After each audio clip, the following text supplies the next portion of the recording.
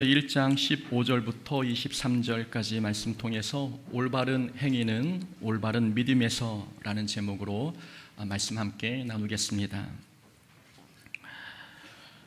밤에 휘파람을 불면 뱀이 나온다. 다리를 떨면 복 달아난다. 밥을 깨작깨작 먹으면 가난하게 산다.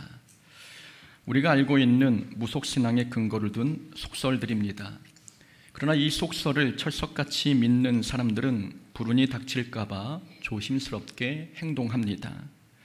그러고 보면 사람들은 자신이 믿는 대로 행동하는 것 같습니다. 그 믿음이 종교적 믿음이든 아니면 자기 신념이든 사람은 자기가 믿는 대로 행동합니다. 이사는 손 없는 날 해야 귀신의 방해를 받지 않는다고 믿는 사람은 이사 비용을 더 지불하더라도 손 없는 날을 택해 이사합니다. 사주팔자를 믿는 사람은 아무리 좋은 결혼 상대자가 나타나도 사주팔자가 나쁘면 만나지 않습니다. 실제로 제가 아는 사람 중에는 결혼 날짜까지 잡아뒀다가 사주팔자를 맹신하는 부모님 때문에 파혼한 커플도 있었습니다. 팔자가 좋지 않다는 게 이유였습니다. 이단 종교 신천지는 거짓말을 모략, 곧 지혜라고 가르칩니다. 그래서 신천지 사람들은 교회에 숨어들어와 성도들을 이간해도 죄책감을 느끼지 않습니다. 거짓말을 하나님의 모략으로 믿는데 죄책감이 있겠습니까? 완벽한 거짓말을 할수록 스스로 더 지혜롭다고 생각할 것입니다.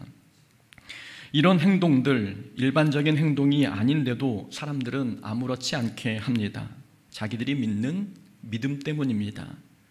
믿음이 잘못되니 행동도 잘못된 모습으로 나타나고 있는 것입니다. 잘못된 믿음이 잘못된 행동을 낳는 사례는 기독교에도 많습니다. 어떤 사람들은 기도만 하면 하나님께서 다 해결해 주실 것을 믿습니다. 그래서 자기가 해야 할 노력과 책임은 다하지 않습니다. 또한 어떤 사람은 아파도 병원에 가지 않습니다. 기도하면 하나님께서 고쳐주실 것이라고 믿기 때문입니다. 그렇게 하다가 병세가 악화된 사례들을 많이 보았습니다. 2016년에는 어떤 신학 교수가 딸을 폭행해 죽게 한 후 딸의 시신을 방치한 사건이 있었습니다.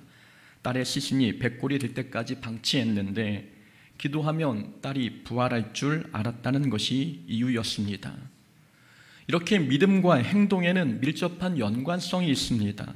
잘못된 믿음은 잘못된 행동을 낳고 올바른 믿음에서 올바른 행동이 나옵니다. 그래서 우리가 올바른 삶을 살려면, 우리가 올바른 행동을 하려면 제일 먼저 우리 믿음을 올바른 믿음으로 바꿔야 합니다. 바울도 이 점을 너무나 잘 알고 있었습니다. 그래서 바울은 에베소 교인들에게 편지를 썼을 때에 삶에 관한 교훈보다 믿음에 관한 교훈을 먼저 이야기했습니다. 무엇을 믿느냐에 따라 삶의 방향과 행동이 결정되기 때문입니다. 에베소서의 전체 구조를 보면 그 사실을 명확히 알 수 있습니다. 에베소서는 총 6장으로 구성되어 있습니다. 그중 1장부터 3장까지는 우리가 무엇을 믿어야 하는지에 관한 내용이고 4장부터 6장까지는 우리가 어떻게 살아야 하는지에 관한 내용입니다. 그 전반부는 믿음에 관한 설명이고 후반부는 삶에 관한 설명입니다. 이렇게 바울이 믿음의 문제를 먼저 앞에서 다룬 이유는 믿음이 바로 서야 삶이 바로 설 수 있기 때문입니다. 그래서 바울은 편지 서론에서 믿음의 대상인 삼위일체 하나님에 관해 설명했습니다. 지난주에 살펴보았지요. 믿음의 대상인 삼위일체 하나님을 바로 알고 믿어야 삶이 달라질 수 있기 때문에 우리가 믿는 하나님이 어떤 분이고 어떤 사역을 하셨는지 편지 제일 앞부분에 소개한 것입니다. 바울이 삼위일체 하나님에 관해 가르친 내용은 이러했습니다. 지난주에 말씀을 요약해드리면 우리가 믿는 하나님은 창세 전부터 우리를 선택하셔서 자녀 삼아주셨습니다. 우리가 믿는 예수님은 하나님과 인간 사이에 놓인 죄의 담을 허무셨습니다. 우리 안에 계신 성령님께서는 우리를 성령으로 인쳐주셔서 우리가 천국 백성임을 보증해 주셨습니다. 이런 내용이었습니다. 창세 전부터 우리를 자녀 삼으신 하나님, 죄의 담을 허무신 예수님, 우리를 천국 백성으로 인쳐주신 성령님, 이러한 삼위일체 하나님을 믿는다는 것이 삶에 미치는 영향은 무엇이었을까요?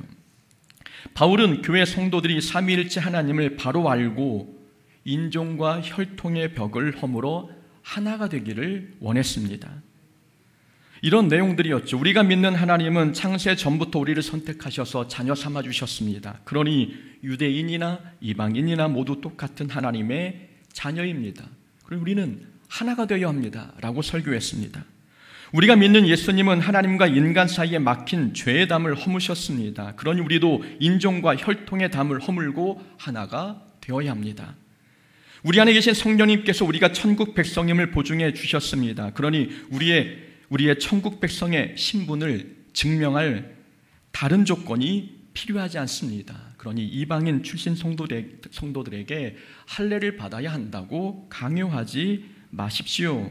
이러한 내용을 가지고 바울이 설교했던 것입니다. 이런 삶이 삼위일체 하나님을 믿을 때 기대할 수 있는 행동들이었습니다. 바울의 이런 가르침은 어느 정도 효과를 얻었습니다. 오늘 15절에 보면 바울이 에베소 교회에 대한 소문을 들었다고 고백하는 내용이 있지요. 주 예수 안에서 너희 믿음과 모든 성도를 향한 사랑을 나도 듣고. 바울이 에베소 교회에 대한 소문을 들었는데 그 소문의 내용은 두 가지였습니다. 하나는 하나님을 향한 믿음이고 또 하나는 성도를 향한 사랑이었습니다. 에베소 교회는 하나님을 향한 믿음이 좋았고 성도를 향한 사랑도 훌륭했습니다. 15절에서 모든 성도를 향한 사랑이라고 기록되어 있습니다. 다시 말하면 교회는 이방인이나 유대인이나 가리지 않고 사랑했다는 것을 보여주고 있습니다. 여기서 중요한 점은 에베소 교회가 사랑에 좋은 소문이 날 수 있었던 이유는 교회가 좋은 믿음이 있었기 때문입니다. 15절 맨 앞에 보면 이로 말미암아라는 단어가 나옵니다. 다른 말로는 이러한 이유 때문에 라는 그런 말입니다. 앞의 내용과 이어주는 역할을 하는 단어이지요. 바울은 3절부터 14절에서 모든 성도는 하나님께서 택하신 자녀임을 설명했습니다. 이 설명을 한 뒤에 바울은 이러한 이유 때문에 믿음과 성도를 향한 사랑의 소문을 듣게 되었다고 말하고 있습니다. 그러니까 에베소 교회 성도들이 좋은 믿음을 갖고 모든 성도를 사랑하게 된 이유는 성도들이 바울의 가르침을 받아들였기 때문입니다. 성도들이 삼위일체 하나님에 대해 바로 알고 믿자 교회가 믿음이 좋아졌고 사랑의 좋은 소문이 났던 것입니다. 하나님을 향한 믿음이 바로 서자 성도들 사이에 사랑이 흘러가기 시작했던 것이지요. 믿음이란 게 이렇게 중요합니다. 믿음이 좋아지니 사랑도 좋아졌습니다. 만약 우리 교회에 사랑의 좋은 소문이 난다면 성도들의 믿음이 좋아졌기 때문입니다. 그리고 우리 믿음이 좋아지면 당연히 사랑의 좋은 소문이 나야 합니다. 좋은 믿음과 좋은 행동은 하나이기 때문입니다. 그래서 바울은 믿음을 먼저 가르쳤고 나중에 삶의 교훈을 가르쳤습니다. 좋은 행동은 좋은 믿음에서 나오기 때문입니다. 오늘 본문은 바울이 에베소 교인들을 위해 기도하는 내용입니다. 바울의 기도 내용도 성도들의 믿음을 바로 세우기 위한 기도였습니다. 17절부터 19절이 바울의 기도입니다. 17절에서 바울은 하나님께 간구하기를 성도들에게 지혜와 영을 주셔서 교인들이 하나님을 더 많이 알기를 소망했습니다. 그리고 18절과 19절에서 바울은 구체적으로 세 가지 기도 제목을 언급했습니다. 너희 마음의 눈을 밝히사 그의 부르심의 소망이 무엇이며, 이것이 바울의 첫 번째 기도 제목입니다. 바울은 성도들이 하나님께 부르신 부르심의 소망을 알게 해달라고 기도했습니다.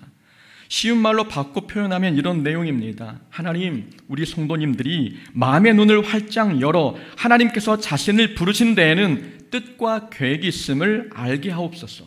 그래서 우리 성도님들이 어떤 어려움에도 자기의 앞날에 대해서 소망을 품게 하옵소서. 자신의 미래에 대해서 믿음의 기대감을 갖게 하옵소서라고 기도한 것입니다.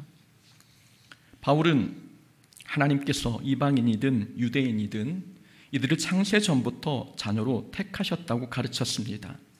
하나님께서 택하셨다는 것은 그 사람을 향한 하나님의 특별한 계획이 있다는 뜻입니다. 자기의 인생이 하나님의 계획 속에 있다는 사실을 믿는 사람은 어떤 삶의 변화가 있겠습니까? 어떤 상황에도 절망하지 않는 겁니다. 자기의 인생이 하나님의 계획 속에 있음을 믿는 사람은 어떤 상황에서도 소망을 잃지 않습니다. 우리 하나님은 실수하지 않는 분이십니다. 하나님은 실수하지 않는 분이시기에 우리 중에 어떤 누구도 실수로 태어나지 않았습니다. 이 말은 하나님께서 계획을 가지고 우리를 이 땅에 태어나게 하셨다는 말씀입니다. 이 믿음이 우리에게 주는 영향, 우리에게 미치는 영향은 무엇입니까? 내 인생이 하나님의 계획 속에 있음을 믿는다면 절망적인 상황에서도 절대 소망을 잃지 않습니다. 인생의 길이 막혀도 포기하지 않고 다른 길을 찾습니다. 자기 인생이 하나님의 계획 속에 있는 한 고난에도 이유가 있고 실패에도 하나님의 뜻이 있음을 믿기 때문입니다. 이런 믿음이 있는 사람이 고난을 만났다고 해서 절망하겠습니까? 고난이 깊을수록 오히려 소망이 더 커질 것입니다. 하나님께서 현재의 고난을 통해 놀라운 결과를 만들어내실 줄 믿기 때문입니다. 반면 자신이 우연히 태어났다고 믿는 사람은 어떨까요? 우연히 생겨났다고 생각하는 사람은 삶의 목적을 찾기 어렵습니다. 자기의 인생이 어디서 시작되었는지 출발점을 모르니 목적지도 모릅니다.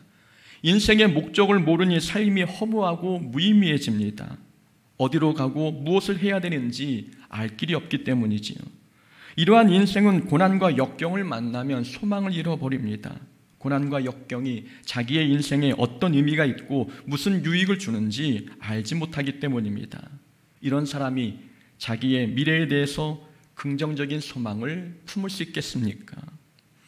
자기 인생이 하나님의 부르심의 계획 속에 있음을 믿어야 합니다. 그래야 자기의 인생을 바라보는 안목이 달라집니다.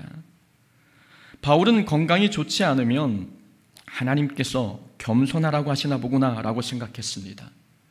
또한 바울은 자신의 선교 계획이 실패로 돌아갔을 때에는 하나님께서 더 좋은 계획이 있으셔서 내 계획을 막으셨구나 라고 받아들였습니다.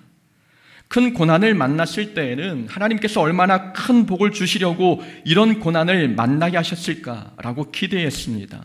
그런 믿음이 있었기에 바울은 로마서에서 현재의 고난은 장차 우리에게 나타날 영광과 좋게 비교할 수 없도다 라고 가르쳤습니다. 고난 뒤에 찾아오는 복은 그 크기가 앞의 고난과 비교할 수 없을 정도로 크다는 말씀입니다. 그건 바울이 경험에서 나온 가르침이었습니다.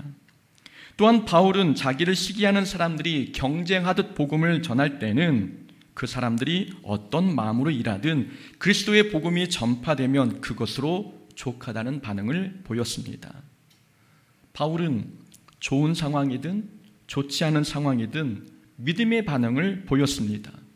하나님께서 기도에 응답해 주시면 감사했고 기도가 거절되면 더 좋은 하나님의 계획이 있음을 믿고 거기에도 감사했습니다. 좋은 일은 찬양의 제목이 되니 감사했으며 안 좋은 일은 기도 제목이 되니 감사했습니다. 이런 바울의 인생에 좌절과 낙심이 있겠습니까? 바울은 어떤 고난을 만나든 고난이라 쓰고 소망이라고 읽는 사람이었습니다. 바울의 이런 모습은 바로 믿음에서 나온 것입니다. 바울이 성격적으로 태생부터 낙천적이어서가 아닙니다. 하나님께서 태초부터 자기를 선택하셨다는 믿음이 있었기에 하나님의 계획 속에 있는 내 인생은 어떤 고난 속에서도 하나님의 나를 하나님의 계획으로 인도하실 줄 믿었습니다. 그러니 고난 속에서도 소망을 잃지 않았던 것입니다. 우리에게 필요한 믿음이 바로 이런 믿음입니다. 하나님께서 특별한 계획을 가지고 나를 부르셨다는 믿음 말입니다. 그래서 우리도 바울처럼 기도해야 합니다. 하나님께서 나를 하나님의 자녀로 부르신 데에는 하나님의 선하신 계획이 있음을 믿습니다. 이 믿음을 붙들고 어떤 어려운 일에도 절망하거나 소망을 잃지 않게 하옵소서. 우리 입에서도 이런 기도가 나와야 합니다. 하나님께서는 특별한 계획을 가지고 우리를 하나님의 자녀로 부르셨습니다. 바울의 두 번째 기도 제목은 성도들이 하나님께서 주신 풍성한 기업을 깨닫게 해달라는 기도였습니다. 18절 하반절 말씀입니다. 그 기업의 영광의 풍성함이 무엇이며.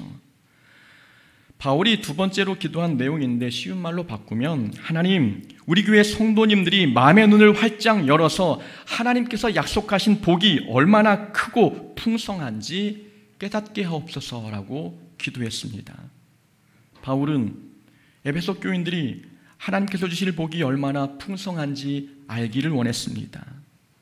어떤 효과를 얻기 위해서였을까요? 하나님께서 약속하신 복이 풍성하다는 사실을 아는 것이 우리 삶에 어떤 영향을 미칠까요? 바로 아무리 힘들고 어려워도 하나님이 주실 복이 크다는 것을 믿는 사람은 신앙생활을 포기하지 않습니다. 하나님께서 주시는 복이 크다는 것을 믿는 사람은 어떤 상황에서도 신앙생활 포기하지 않습니다. 바울은 에베소 교인들이 신앙생활을 완주하기를 원했습니다.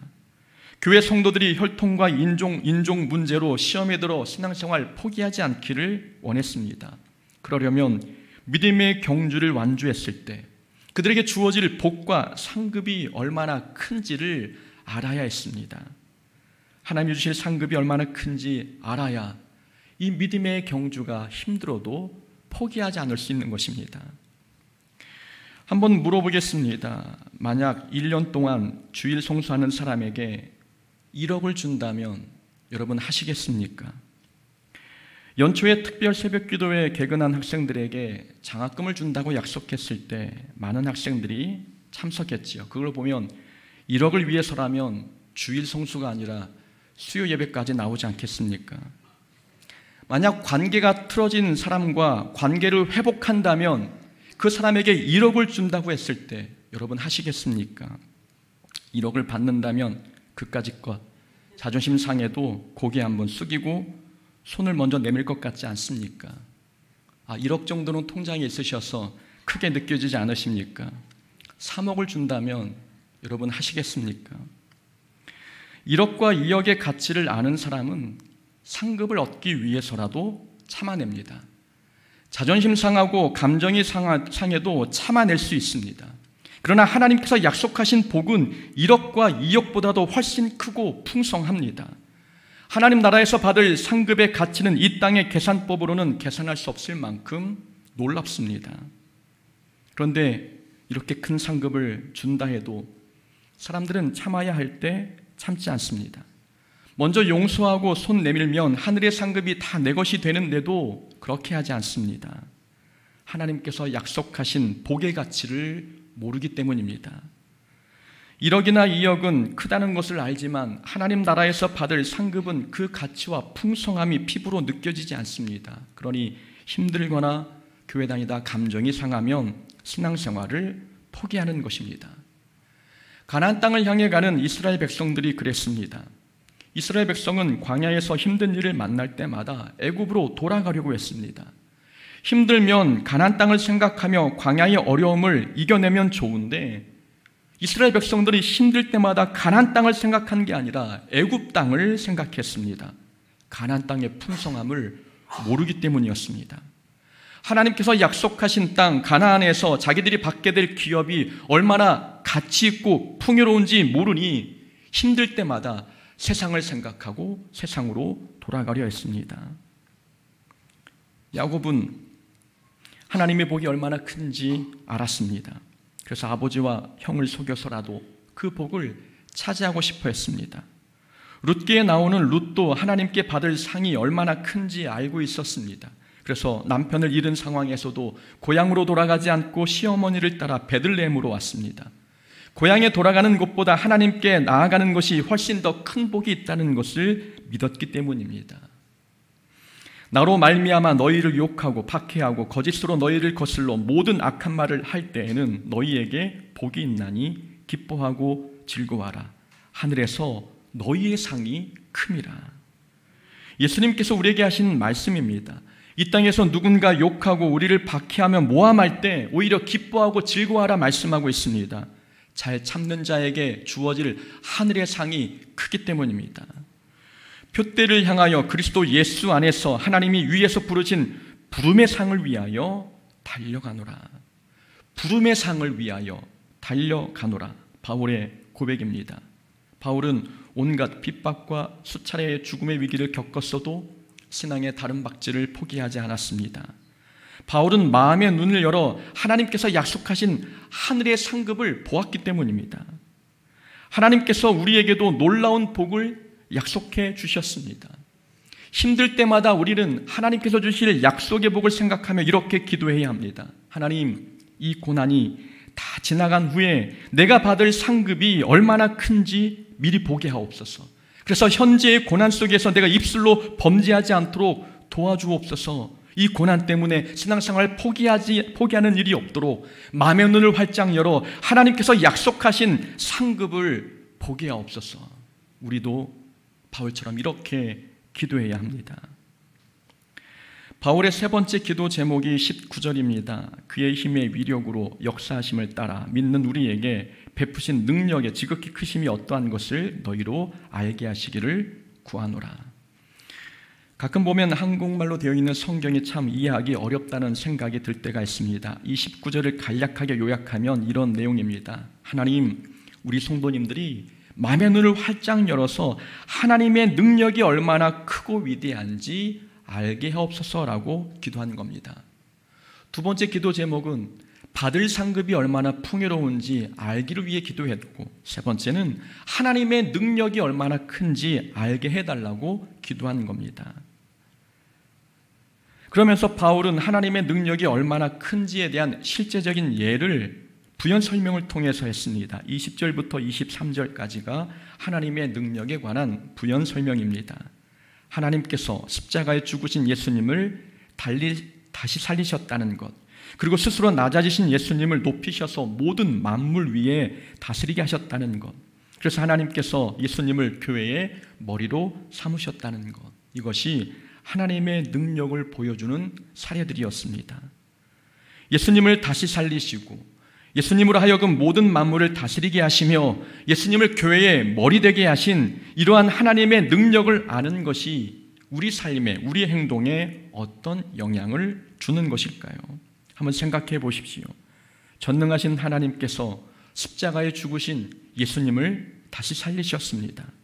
예수님을 다시 살리셨다는 것은 우리도 부활할 수 있다는 것을 가르쳐주는 내용입니다. 우리 개인의 문제를 하나님께서 능히 해결해 주실 것을 말씀하시는 것입니다. 또한 하나님께서 예수님으로 하여금 세상 모든 만물을 다스리게 하셨습니다. 예수님께서 세상 모든 만물을 다스린다는 것은 우리가 세상에서 겪는 모든 문제들을 예수님 발 아래에 있는 문제들이라는 것입니다. 하나님께서 능히 해결해 주실 수 있는 문제임을 말씀하는 것입니다. 그리고 하나님께서 예수님을 교회의 머리가 되게 하셨습니다. 교회의 문제들, 이것도 교회의 머리가 되신 예수님께서 책임져 주신다는 말씀입니다. 하나님의 능력을 믿는다는 것이 우리에게 얼마나 큰 영향을 주는지 알 수 있지 않습니까? 하나님의 능력을 믿는 사람은 걱정이 없습니다.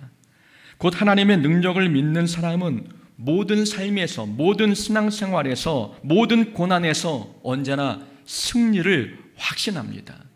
이미 이길 것을 알고 삶을 산다는 말씀입니다.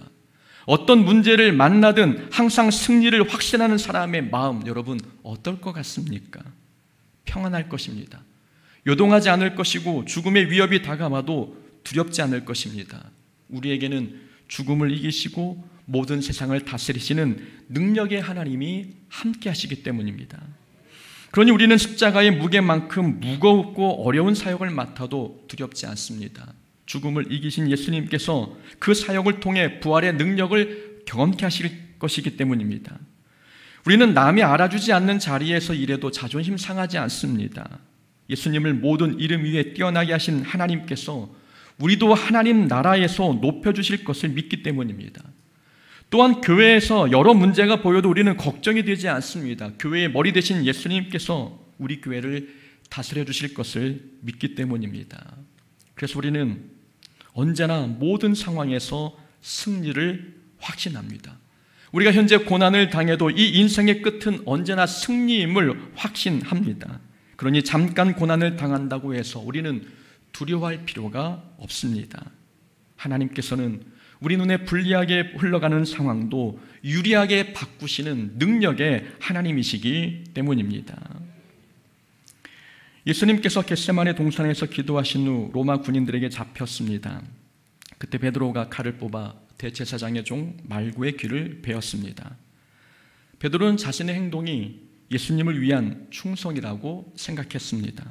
그러나 베드로는 예수님께 칭찬을 받기는커녕 칼을 가지는 자는 칼로 망한다는 책망을 들었습니다. 베드로의 잘못된 행동은 잘못된 믿음에서 나왔습니다. 제자들은 예수님을 정치적인 메시아로 알았습니다. 그래서 예수님께서 강력한 힘과 군대를 동원해 이 땅에 하나님 나라를 세우실 것으로 생각했습니다. 그래서 베드로는 자신이 칼을 빼 휘두르면 그 나머지 일은 예수님께서 알아서 하실 줄 알았습니다. 그런데 예수님은 순순히 잡혀가셨습니다. 칭찬 들을 줄 알았는데 베드로는 책망을 받았던 것입니다. 제자들은 하나님의 나라가 사랑으로 세워진다는 것을 몰랐습니다. 하나님 나라는 칼과 무력으로 세워지는 나라가 아니라 사랑으로 세워지는 나라였습니다. 이 사실을 알고 바로 믿었다면 베드로는 칼을 들 것이 아니라 사랑의 무기를 들었을 것입니다. 올바른 믿음이 없으니 잘못된 행동이 나오는 것입니다. 만약 내 생각에 나는 잘했다고 생각하는데 하나님의 심판대 위에서 책망을 듣는다면 얼마나 황당하고 억울하겠습니까? 그래서 우리에게 필요한 것은 올바른 믿음을 갖는 것입니다. 하나님께서 나를 부르신 데에는 다 계획이 있다는 믿음, 하나님께서 준비하신 상급은 크고 풍성하다는 믿음, 하나님은 크고 위대하시다는 믿음, 이 믿음이 있을 때 우리는 어떤 상황에서든 올바른 믿음의 행동을 행할 수 있는 것입니다. 이번 한 주간 어떤 어려움을 만나도 하나님을 향한 바른 믿음을 가지고 바른 행동, 칭찬받는 삶을 살아가는 하나님 자녀 되기를 주의 이름으로 축원합니다. 아멘.